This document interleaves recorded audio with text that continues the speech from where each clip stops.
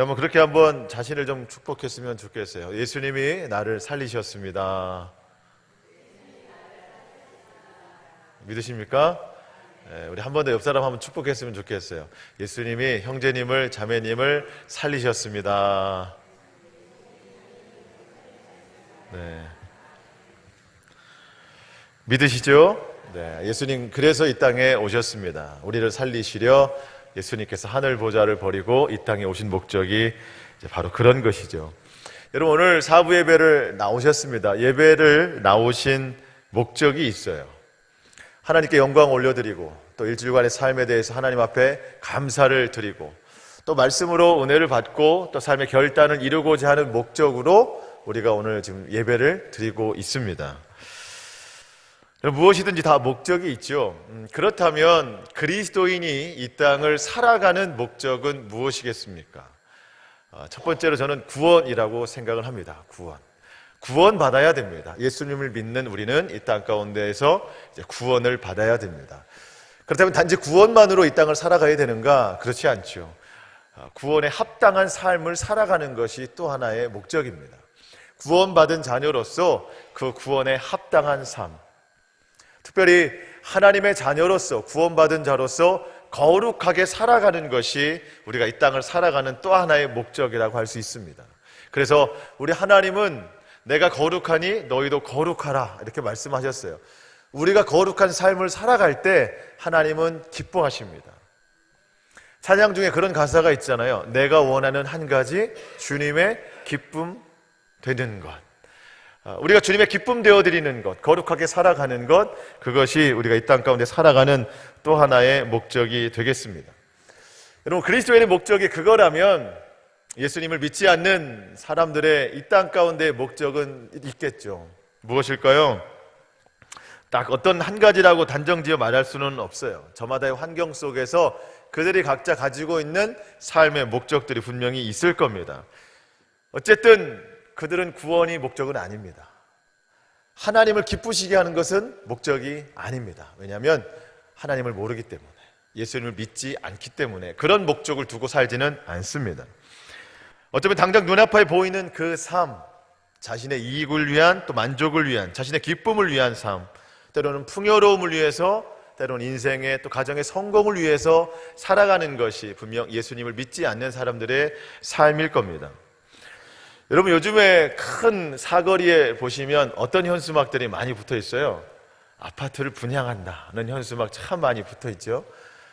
여러분 뭐 몇 층이다, 몇 평이다 이런 그 아파트를 분양한다는 그 현수막들이 굉장히 많이 거리를 도배하고 있습니다. 안타까운 것은 그 중에 제게 없다는 거죠. 사람들 좋은 집에 살고 싶어하고 또 좋은 차를 타고 싶어하고 좋은 음식들을 먹고 살기를 원합니다. 그만큼 저들 각자의 삶의 목적들이 많이 있어요. 근데 여러분 제가 오늘 이것을 말씀드리고 싶은데 그리스도를 믿는 우리 그리스도인이나 예수님을 믿지 않는 사람들이나 각자의 목적을 이루면서 살아가는데 그 목적을 이루면서 살아가는 과정 속에서 만나는 어려움인 때로는 힘듦 그런 어려운 상황들을 만나게 된다면 그것을 우리는 고난이라고 부릅니다. 목적을 이루어 가는데 찾아오는 어려움과 힘든 상황을 고난이라고 불러요. 학생이 기말고사를 앞두고 시험 공부를 열심히 합니다. 공부를 하는 과정에 있어서 찾아오는 육체적 피로나 정신적인 스트레스, 그 목적을 이루어 가는데 찾아오는 것들을 고난이라고 할 수 있잖아요. 어떤 목적을 이루어 가는데 그 과정 가운데 어렵게 만나는 것을 우리는 고난이라고 부릅니다. 예를 들어서 예수님을 믿지 않는 인생의 어떤 풍요로움을 목적으로 살아갈 때 물질의 빈곤함이 있다면 그것은 그에게 고난입니다. 건강이 인생의 목적인 삶이 있을 때에 육체의 질병으로 고통당한다면 그것은 어쩌면 고난입니다. 가정의 평화를 위해서, 가정의 화목을 위해서 목적으로 살아가는 사람이 있다면 그에게 어떤 때로는 부부 간의 불화나 부모와 자녀 간의 어려움이 생긴다면 그것은 그에게 고난입니다. 직장 혹은 사업장에서 일이 잘 안 풀릴 때, 관계 중에 오해가 생겼을 때, 불신이 커졌을 때, 그런 것을 우리는 고난 혹은 고통이라고 부릅니다. 이런 고난은 그 목적을 이루어가는데 굉장히 큰 장애물이죠. 여러분, 그렇다면 이제 우리 예수님을 믿는 우리 그리스도인들의 고난은 무엇이겠습니까? 여러분, 예수님은 하나님의 뜻이라는 목적을 이루기 위해서 십자가라는 고난을 지셨어요. 그렇다고 우리가 예수님처럼 지금 당장 십자가에 매달릴 수는 없잖아요. 어쩌면 또 초대교회 사도들처럼, 믿음의 선진들처럼 핍박을 당하거나 매를 맞거나 박해를 당한다든가 이런 것들도 분명히 고난은 고난인데, 우리가 목적을 이루어가는 과정 가운데 만나는 어려움이나 힘든 것, 이것이 고난이라고 부른다면 예수님을 믿는 우리에게 가장 큰 고난은 저는 무너짐이라고 생각해요. 무너짐. 우리가 목표하는 것, 그리스도인인 우리가 목표하는 것은 구원입니다. 그리고 그 구원에 합당한 삶, 구원에 합당한 삶이란 거룩한 것, 구별되어 살아가는 것, 그것을 통해서 하나님께 기쁨이 되어드리며 살아가는 것이 우리인데, 그렇게 하지 못할 때 우리는 고난이라고 생각이 된다는 거예요. 쉽게 말해서 이런 겁니다. 제 경우를 들어서 보면, 저는 솔직히 물질이 없을 때보다 죄와 탐욕으로 인해 제가 무너졌을 때 저는 더 큰 고난입니다. 육신의 아픔이 있을 때보다 영이 병들었을 때 저는 더 큰 고난입니다. 왜냐하면 목적이 세상과 다르기 때문에 그렇습니다. 온전한 구원에 이르도록 하나님의 자녀로서 거룩하게 살기로 결단하면서 매사에 나는 하나님의 기쁨이 되어드린다 라고 결단하면서 그렇게 소망하면서 살아가려고 하지만, 어쩌면 그 목적이 무색할 정도로 수없이 무너지고 또 넘어지고 그런 저 자신을 발견할 때 그보다 더 큰 고난은 없다라는 생각이 드는 거예요. 하나님의 자녀로서 이렇게 살아가지만 때로 세상 사람들과 크게 다르지 않는 모습을 보이기도 하고, 때로는 육체의 만족을 따라 살아갈 때도 참 많이 있습니다. 때로는 죄에 대해서, 사단의 유혹에 대해서, 때로는 믿음과 현실 사이에서도 우려가 굉장히 많고, 이런 무너짐은 생각보다 참 많은 곳에서 일어나고 있습니다. 그런데 어쩌면 좀 다행스럽게도 저만 그런 생각한 건 아닌 것 같더라고요. 찬송가에도 이런 찬송이 있습니다. 찬송가 372장에 보면 찬송가 제목이 그 누가 나의 괴로움 알며 라는 찬송이 있어요. 여러분 아시죠? 네, 불러보지는 않겠습니다. 그 누가 나의 괴로움 알며 라는 찬송이 있어요. 찬양의 가사가 이렇습니다. 그 누가 나의 괴로움 알며 또 나의 슬픔 알까? 주밖에 누가 알아주랴 영광 할렐루야. 뭐가 괴롭고 뭐가 슬픈가? 1절의 가사를 보면 나 자주 넘어집니다. 오 주여. 나 자주 실패합니다. 오 주여. 그러면서 후렴구 그 누가 나의 괴로움 알며 또 나의 슬픔 알까? 주밖에 누가 알아주랴 영광 할렐루야. 이 찬송가에 아마 가사를 지으신 분이 굉장히 괴롭고 또 인생이 슬펐나 봐요. 그 이유가 뭔가 했더니 자꾸 넘어진대요. 자꾸 실패한다는 거예요. 그게 가장 괴롭고 슬픈 일이라는 거예요. 다른 말로 제가 표현한 대로라면 그에게는 이게 가장 큰 고난이라는 거예요. 고통이고. 그래도 다행인 것은 주밖에 누가 알아주랴, 이런 고백에 대해서 우리 주님이 알아주신다니 참 다행입니다. 여러분, 하나님의 자녀인 내가 예수 그리스도를 믿고 또 그분으로 인하여서 구원의 확신을 가지고 분명히 살아갑니다. 근데 왜 이렇게 무너지고 또 넘어지고 자주 실패하는가? 매일 말씀으로 결단하고 그렇게 살기로 노력해보지만 결국 오래 가지 못하고 마치 한쪽 발로 뛰어가듯 불안하고 쉽게 넘어지는 경우, 왜 이런 경우가 나타나는가? 사도 바울은 이 일에 대해서 우리 안에 두 마음의 법이 싸우고 있기 때문이라고 정리를 해줍니다. 여러분, 성경 오늘 로마서 8장 우리가 읽으셨는데요, 우리 7장에 보시면 22절과 23절 말씀이 있습니다.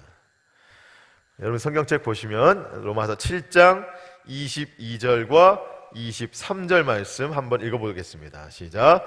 내 속사람으로는 하나님의 법을 즐거워하되 내 지체 속에서 한 다른 법이 내 마음의 법과 싸워 내 지체 속에 있는 죄의 법으로 나를 사로잡는 것을 보는도다. 아멘.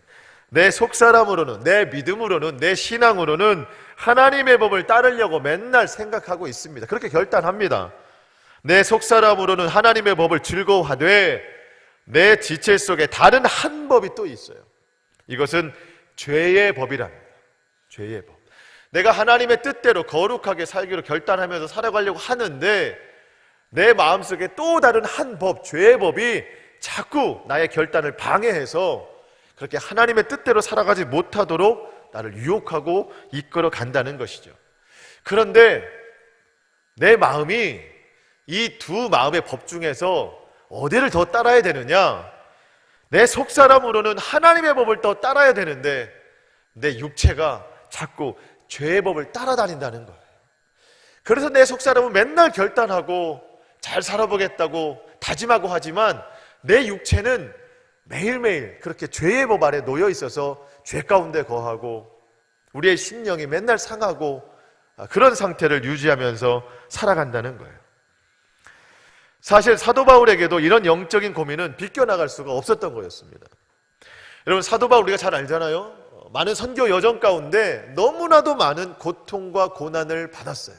육체의 아픔을 많이 받았습니다. 그런데 사도 바울이 오늘 표현을 하는 것을 보면 그가 선교 여행 중에 받았던 고난은 아무것도 아닌 식으로 이야기를 하는 거예요. 지금 이 고난이 가장 큰 고난이다. 7장 24절 보면 우리가 잘 아는 사도 바울의 고백이 있죠. 오호라, 나는 곤고한 사람이로다. 이 사망의 몸에서 누가 나를 건져내랴. 오호라, 나는 곤고한 사람이로다. 오호라, 뭔가 놀랍게 여긴 게 아니고요, 아주 절망적인 탄식이라는 이야기예요. 절망적인 탄식.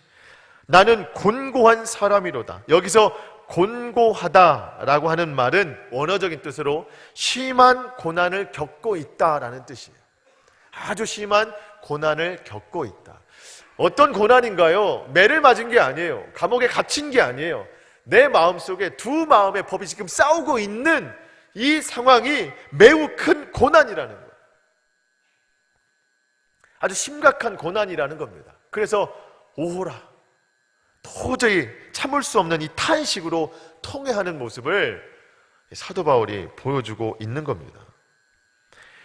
이 사망의 몸에서 누가 나를 건져내랴. 내가 예수 그리스도를 믿고 구원받아서 저 하늘 소망을 품고 달려가는데 내 속사람은 하나님의 법을 즐거워하지만 내 육체의 다른 한 법이 나를 자꾸 죄의 법 아래로 이끌어내서 자꾸 죄 가운데로 내 육신이 딸려가서 그 예전에 사망의 법, 영원히 죽을 수밖에 없었던 그 상황으로 자꾸 치닫는 그 모습 속에서 누가 나를 건져내 주겠는가?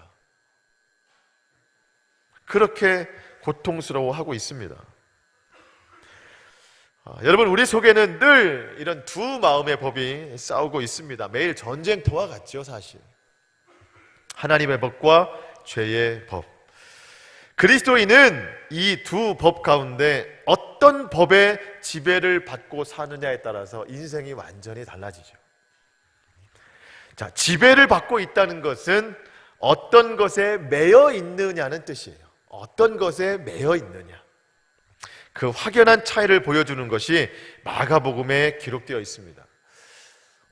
여러분, 마가복음 9장에 보면 예수님이 베드로와 요한과 야고보 세 제자를 데리고 산에 올라가셔서 이제 하나님의 말씀을 보여주시고 변화산에서 예수님의 형체가 변화되는 모습을 제자들에게 보여줍니다. 그런데 산 밑에서 아주 큰 소동이 벌어졌죠. 한 아버지가 귀신 들린 아이를 데리고 예수님의 제자들 앞에 데리고 와서 내 아이를 좀 고쳐달라 제자들에게 떼를 씁니다. 제자들은 고쳐주질 못하죠. 시간이 많이 흘러서 예수님이 산 밑으로 내려왔을 때 그 아버지가 그 아들을 데리고 예수님께 매달립니다. 예수님, 제 아들 좀 고쳐주십시오. 예수님이 물어봐요. 어떤 증상이냐? 그렇게 아버지가 이야기합니다. 예수님, 내 아들에게 지금 귀신이 있는데 그 귀신이 아들을 사로잡으면 그냥 아이가 땅에 엎드러집니다. 그러면서 입에 거품을 물고 막 이를 갈면서 몸이 뻣뻣해집니다. 귀신이 이 아들을 장악하면, 매면 이상한 증세가 나타난다는 거예요. 더 심각한 증세가 있어요. 그리고 이 귀신이 내 아들을 메고 있으면 그를 죽이려고 불과 물에 자꾸 던집니다. 그렇게 이야기를 해요. 귀신이 막 이 아들을 막 던지는 게 아니라 이 아들이 가만히 있다가 그냥 불 속으로 들어가는 거예요. 그냥 물 속으로 들어가는 거예요. 스스로의 생각이 아닌 거죠. 귀신이 장악하고 있기 때문에 그래요. 귀신에게 매여 있기 때문에 그렇습니다. 물론 그렇다고 해서 이런 현상들이 그 아들의 죄의 결과라고 말할 수는 없습니다. 이 아들은 귀신에게 묶여 있어요. 자, 묶여 있다는 것은 그를 묶고 있는 주체를 따라다닐 수밖에 없는 겁니다. 자, 귀신에게 묶인 이 아들은 귀신이 데려가는 대로 그냥 끌려다닙니다. 불 속으로 끌고 가면 끌려가고 물 속으로 끌고 가면 끌려가는 거예요. 땅바닥에 거꾸로뜨림을 당하게 되면 그렇게 될 수밖에 없는 겁니다. 시키는 대로 하고 귀신이 그를 잡으면 꼼짝 못하고 몸에 이상한 반응을 나타냅니다. 여러분, 우리가 죄의 법 아래에 살면 죄의 법의 지배를 받게 돼요.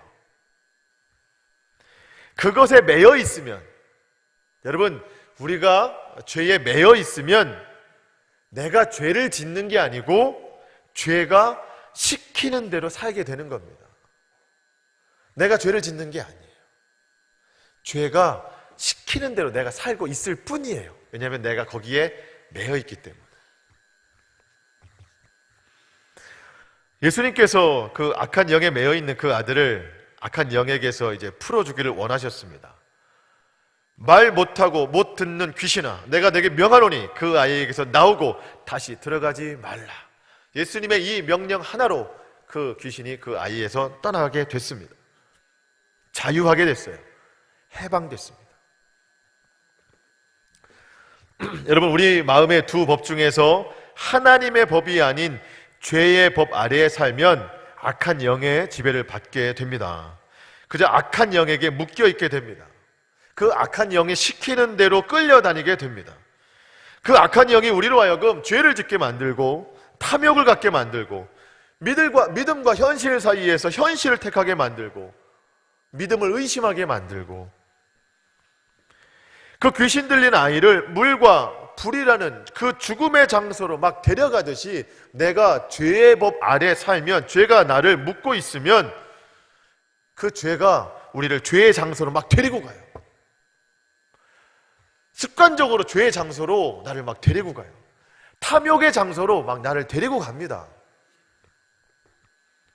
영적인 죽음의 장소로 막 나를 데리고 갑니다. 육신만 데리고 가는 게 아니에요. 우리의 생각을 데려가고 우리의 마음도 데려갑니다. 여러분, 정말 중요한 것은 사단이 우리의 생각을 데려간다는 게 제일 중요한 거예요. 제일 무서운 일입니다. 여러분, 성경책 오늘 로마서 8장 6절 말씀 보시겠습니다. 8장 6절 상반절 말씀 보겠습니다. 시작. 육신의 생각은 사망이요. 여러분, 육신의 생각은 뭐예요? 사망입니다. 사단이 우리로 하여금 육신의 생각 쪽으로 계속 이끌고 가요. 생각을 육신 쪽으로 계속 이끌고 가요. 하나님 편에서 생각하지 않고 나의 만족을 위해서 살아가도록 내 생각을 육신으로 자꾸 끌고 갑니다. 육신의 생각은 뭐예요? 사망입니다. 영원한 죽음을 뜻하는 거예요. 하나님과의 단절을 뜻하는 겁니다. 여러분, 우리가 내뱉는 말, 우리가 품고 있는 마음, 우리가 행하는 행동 어디에서 나옵니까? 생각에서 나오는 거예요. 생각. 사단이, 죄의 법이 우리의 생각을 사로잡으면 그 사로잡힌 생각대로 말하게 되고 마음을 품게 되고 행동하게 됩니다. 육신이 좋아하는 게 뭐예요? 죄를 좋아합니다. 우리는 본래 죄의 자녀이기 때문에 죄를 좋아해요. 욕심을 좋아해요. 탐심을 좋아합니다. 자기 자신만을 위해 사는 것을 좋아합니다. 사단은 우리의 생각 속에 그렇게 눈에 보여지는 죄와 탐욕만을 집어넣는 것이 아닙니다. 그것만으로 우리를 이끌고 가는 게 아니에요. 우리의 생각 속에 우리의 마음도 막 뒤집어 넣죠. 때로는 우울함을 집어넣고, 때로는 외로움을 집어넣고, 때로는 미움과 다툼, 절제하지 못하게 하고 분을 내도록 막 유발시키고 충동적이게 하고 세상의 헛된 우상들에 빠지게 하고, 어떤 것이든 우리의 생각과 마음을 빼앗아서 하나님의 법에서 막 멀어지게 한다는 거죠.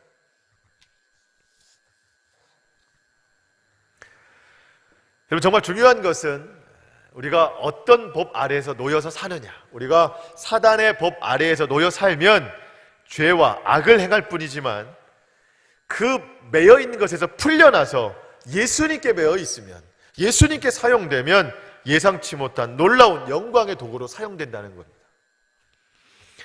여러분, 마가복음 11장에 보면은요, 예수님이 예루살렘에 들어가십니다. 여러분, 예루살렘에 들어가실 때 뭘 타고 들어가셨어요? 조그만 나귀를 타고 들어가셨어요. 새끼 나귀를 타고 들어가셨어요. 근데 예수님 앞에 당장 있었던 것은 아니죠. 제자들에게 명령해요. 시켜요.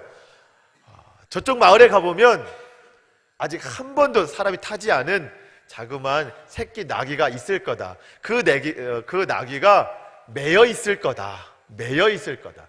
그것을 풀고 끌고 와라. 매여 있는 것을 풀어서 끌고 와라. 여러분, 지금 그 나귀는 매여 있을 거 아닙니까? 아무 데도 사용되지 못해요.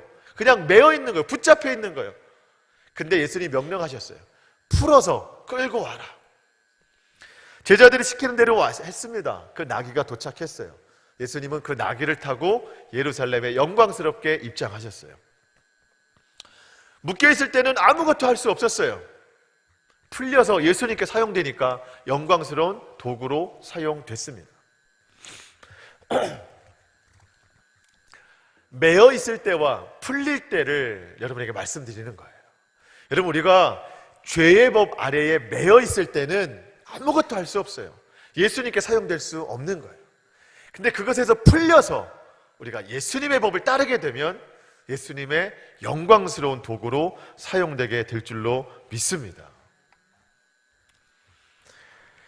자, 이제 우리가 한 가지 그러면 알아야 될 것이 있습니다.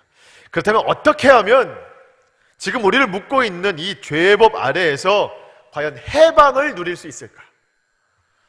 매일 무너지고 넘어지고 실패하는 삶 가운데 어떻게 하면 우리의 속사람이 즐거워하는 그 하나님의 법대로 내가 살 수 있을까?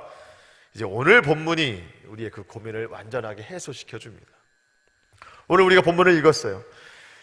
그러므로 이제 그리스도 예수 안에 있는 자에게는 결코 정죄함이 없나니, 이는 그리스도 예수 안에 있는 생명의 성령의 법이 죄와 사망의 법에서 너를 해방하였음이라.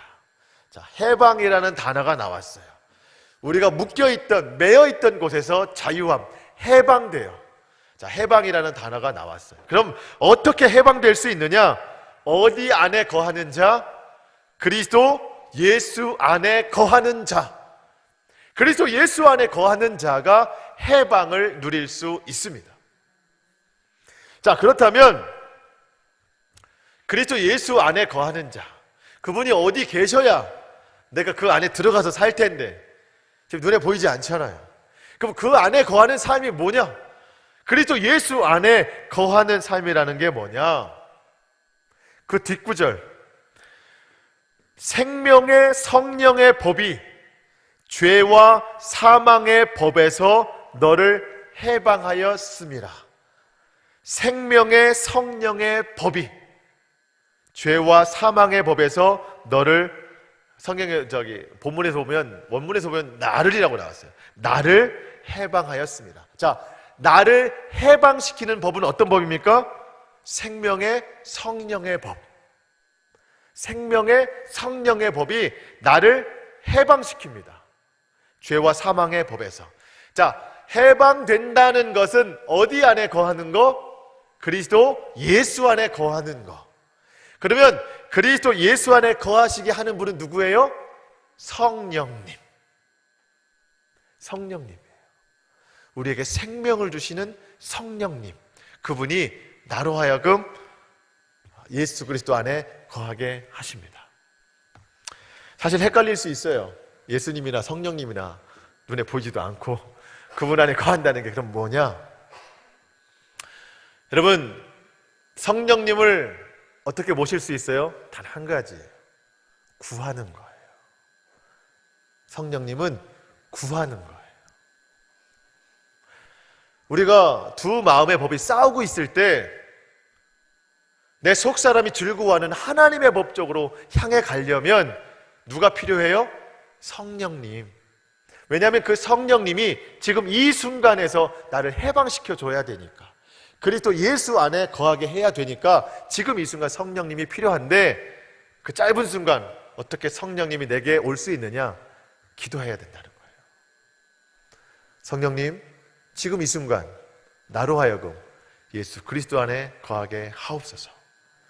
그 성령이 우리로 하여금 그리스도 예수 안에 거하게 한다는 거예요. 우리를 해방시킨다는 겁니다. 여러분, 스스로 하려고 하면 절대 안 됩니다. 여러분, 우리가 죄와 싸운다고 해서 절대 이길 수가 없어요.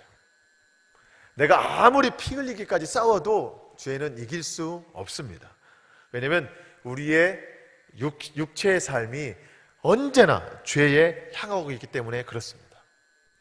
여러분, 우리가 아무리 그래도 세상 사람들보다 그래도 죄를 덜 짓고 사는 것은 내 안에 그래도 성령님이 있기 때문에, 믿음의 선한 양심이 있기 때문에 그래도 우리가 좀 덜 짓고 사는 게 그 이유예요.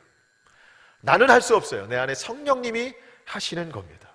우리의 힘으로 절대 할 수 없다는 것을 우리가 알아야 됩니다. 인터넷을 통해서 우연히 그 탤런트 최강희라는 사람의 그 간증 영상을 잠깐 본 적이 있어요. 이분이 되게, 누군지 아시죠? 네. 되게 밝은 이미지예요. 최강동안, 얼굴도 되게 어려워 보여서 아주 밝은 분위기의 이제 여자 탤런트인데, 사실상은 아주 극심한 우울증에 시달리는 분이라는 겁니다. 어느 정도냐? 막 자해를 한대요. 자살하려고. 매일매일 술을 마시지 않으면 살 수가 없다는 거예요. 그분이 또 헌혈도 많이 하시나 봐요. 그러니까 사람들이 이분이 헌혈을 하면 정말 위대하십니다. 얼굴도 천사가 같고 그렇게 선한 일을 많이 하시는 거니까 너무너무 아름답습니다 하고 사람들의 칭송을 뒤로 하고 집에 들어와서 문을 닫는 순간 자기는 울어버린다는 거예요. 왜냐하면 매일매일 술을 먹기 때문에 자기 피에는 이제 술이 들어간다는 거죠. 네. 사람들은 그거를 모르고 자기가 선행을 한다고 막 지켜 세우는데 자기 너무나도 심한, 또 자존감이 너무 낮아서 우울증에 시달린다고 합니다. 그래서 하루라도 술을 마시지 않을 수도 없고 담배도 하루도 안 피지 않는 그런 막 심한 증세가 됐다는 거예요. 그러면서 교회는 꾸준히 다녔죠. 어느 날 예배를 드리는데 예배가 끝나고 사람들이 막 통성으로 기도하더래요. 근데 이분은 통성으로 기도할 용기조차 안 나서 눈물이 막 흐르는데 작은 목소리로 딱 한마디 했다고 그러더라고요. 살려주세요. 그냥 한마디, 살려주세요 라고 이야기를 했대요. 그러면서 이제 기도처럼 스스로 입술로 막 속삭이는데 그런 고백을 했대요. 저는 의지박약인 거 아시죠, 하나님? 의지박약. 무슨 말이에요? 스스로는 아무것도 해낼 수 없는 사람. 술과 담배 저는 절대 제 힘으로 끊을 수 없습니다. 이 우울증세, 자해했던 이 모든 상황들 제 스스로는 아무것도 할 수 없는 의지박약인 거 하나님 아시죠? 하나님이 날 그렇게 만드셨잖아요. 하나님 살려주세요. 이 모든 걸 끊을 수 있도록. 하나님이 그 기도를 들어주셨답니다. 그 기도가 끝나고 그런 생각이 들었대요. 하나님이 주신 마음이겠죠. 술을 먹을 때 그런 생각이 있어요. 술을 먹을 때 괜히는 마시지 말아야지. 정말 먹고 싶으면 마시겠지만 괜히는 먹지 말아야지. 담배를 필 때 괜히는 피지 말아야지. 정말 피고 싶으면 하나님 담배를 피겠습니다. 정말 마시고 싶으면 술을 먹겠습니다. 하지만 괜히는 하지 않겠습니다. 그러다가 이제 간혹 술을 마시고 담배를 피기도 했는데 어느 날 술잔을 들었는데 괜히 마시는 것 같다, 이런 생각이 들더라는 거죠. 그래서 내려놓고 또 다음 괜히 마시는 것 같다. 담배도 마찬가지. 괜히 피는 것 같다. 그러다가 완전히 다 끊어졌다는 거예요. 완전히 다 끊어졌다는 거예요. 여러분, 그런 고백했었어요. 의지박약인 거 아시죠? 나 스스로는 절대 할 수 없는 거 아시죠? 누가 도와주신 거예요? 성령님이 도와주시는 거죠. 성령님이. 그런 지혜도 주시는 거죠. 괜히는 하지 말아야 되겠다. 그러면서 맨 마지막 간증의 멘트는 그거였어요. 내가 만난 예수님은 자유입니다. 내가 만난 예수님은 자유입니다. 해방시켜주는 분. 묶여있던 것에서 완전히 해방시켜주는 자유이신 분입니다. 라고 간증의 고백을 끝내면서 혹시 예수님을 믿지 않는 분들, 내가 만난 예수님 만났으면 좋겠어요. 그분이 우리에게 자유를 주십니다. 라고 복음을 선포하면서 간증이 맞춰지는 그런 인터넷 영상을 봤습니다. 여러분, 죄 앞에, 또 죄와 사망의 법 앞에, 사단의 끝없는 그 유혹 앞에 사실 우리는 의지박약일 수밖에 없잖아요. 아무리 노력해도, 피 흘리기까지 싸워도 여러분, 죄와 싸워서 이겨낼 수 없는 우리는 연약한 존재입니다. 늘 죄에 무너지고, 죄의 법 아래에 살고 있기 때문에 죄가 시키는 대로 살 수밖에 없는 우리예요. 그러면서도 내 마음에 하나님의 법이 있기 때문에 그것을 갈망하며 또 고뇌하며 곤고해하며 그렇게 우리가 두 마음의 법을 항상 싸우고 있는 것 아닙니까? 여러분, 내 마음에 그 두 마음의 법이 싸울 때 우리 기도해야 합니다. 성령님을 간구해야 합니다. 누군가의 기도를 좀 빌리자면, 하나님, 저는 할 수 없습니다. 제가 의지박약인 거 아시죠? 하나님, 저는 할 수 없습니다. 성령님, 도와주십시오. 죄의 가운데 놓여 있을 때, 하나님께서 기뻐하시지 않는 그 순간일 때, 미움과 다툼의 상황 중에서도 때로는 충동적으로 절제력을 잃는 그 순간까지도 우리는 하나님을 찾아야 합니다. 성령님께 간구해야 합니다. 그분이 나를 그 순간 그리스도 예수 안에 거하게 하실 것을 분명히 믿습니다. 생명의 성령의 법으로 죄와 사망의 법을 이기도록 우리를 도와주실 줄로 믿습니다. 여러분, 지금 혹시라도 죄의 법 아래 놓여 있다면, 또 수많은 죄 가운데 우리가 살아가고, 눈에 보여지는 죄가 아니더라도 내 마음의 죄, 내 생각의 죄, 내 입술의 죄, 내가 세상적으로 치우쳤던 말과 행동들, 내가 미워했고 다툼이 있었고 때로는 분노가 있었고 우울함과 외로움증에 시달렸을 때, 하나님 외에 다른 것에 다 집중했을 때, 여러분, 예수님을 떠난 것들은 다 죄라고 여길 수 있거든요. 그 죄 가운데 살아갔던 것들, 여러분, 오늘 이 시간 주님 앞에 회개하면서, 주님 앞에 성령을 간구하면서 앞으로 이런 상황에 놓여졌을 때 우리가 생명의 성령의 법으로 모든 사망 권세를 이겨나가는 저와 여러분의 삶이 될 수 있기를 축원합니다. 그렇게 사단의 메인 것에서 우리가 풀려나면 우린 자유함을 누립니다. 온전한 해방을 누리게 되는 거예요. 아까 등장했던 그 새끼 나귀, 매여있던 것에서 풀려났더니 예수님께 정말 놀라운 영광스러운 도구로 사용됐던 것처럼, 우리가 지금 죄의 법 아래 놓여있을 때 생명의 성령의 법으로 매여있던 것에서 풀려나서 예수님께 사용된다면 우리가 도저히 예상치 못했던 놀라운 영광스러운 예수님의 도구로 사용될 줄 믿습니다. 우리 인생의 목적을 이루는 과정 가운데 찾아오는 고난, 그것은 무너짐이라고 말씀드렸어요. 우리는 계속 무너졌었어요. 그게 고난이었어요. 그게 고통이었어요. 하지만 이제 그 고통과 고난 가운데, 그 무너짐 가운데 생명이신 성령님을 간절히 간구하면 그분의 능력을 통하여서 온전한 해방과 자유를 누리게 될 줄 믿습니다. 오늘 본문의 말씀을 우리가 다시 한번 읽고 오늘 말씀을 마칠까 합니다. 확신을 가지고 믿음을 가지고 결단하면서 오늘 로마서 8장 1절 2절 말씀 읽고 오늘 말씀을 마치도록 하겠습니다. 함께 읽겠습니다. 시작. 그러므로 이제 그리스도 예수 안에 있는 자에게는 결코 정죄함이 없나니 이는 그리스도 예수 안에 있는 생명의 성령의 법이 죄와 사망의 법에서 너를 해방하였습니다. 아멘. 우리 함께 기도하시겠습니다.